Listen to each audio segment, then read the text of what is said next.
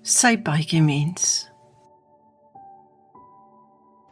Sy paadjie mens is 'n ware storie wat gebeur het terwyl ek in Johannesburg blitspatrollie was.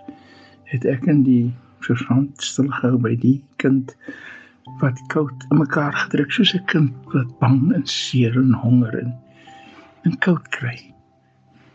En ek het haar gevra, wat soek sy daar? Sy het vir my gesê, haar ma het uitgestuur, haar ma werk, maar sy wou nie met my praat, want ek was nog jong, ek was 18 of 19. Toe het sy met hom gepraat.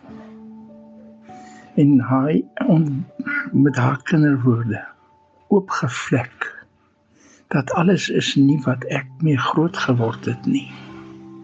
'n gelukkige gesin, geen drank, misbruik nie, geswets en geskel nie bekleierery, kerk en saamwees.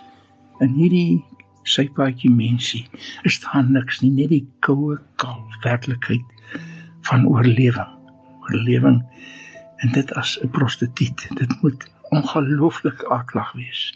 Ek word nou weer hoendervleis, want ek kan dit terugroep, en is die beste deel van, sê dit was 1970, van 53 jaar. Ek kan daai gesiggie nog voor my sien.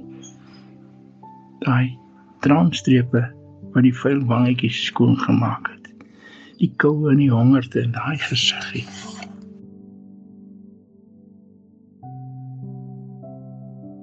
Sy paadjie mens. Hey jy, sy paadjie mens. Wat is jou droom en wat is jou wens? Fantaseer jy oor liefde en geluk? Soek jy ontvlugting? Al is dit net vir 'n ruk. Is daar nog lig in jou hart? Of het die reën reeds verswart? Sy paadjie mens. Ek wens ek kon meer gee, as 'n muntstuk of 2. Binkies te mekaar, kinnigies op. Dis 'n kussing vir jou kop.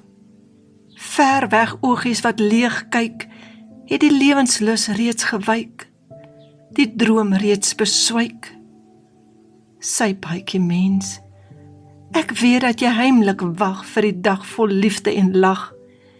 En in stille, rustige nag.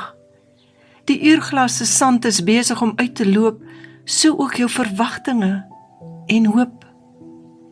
Net jy kan dit stop. Lig op jou kop en staan op sy paadjie mens. Ek wil hê jy moet nou net glo en vertrou. Moenie vra hoe en waarom, want jou sterkste lig sal kom, en dalk sommer gou. Dan is daar vreug, niks meer leed, want hy het jou nooit vergeet.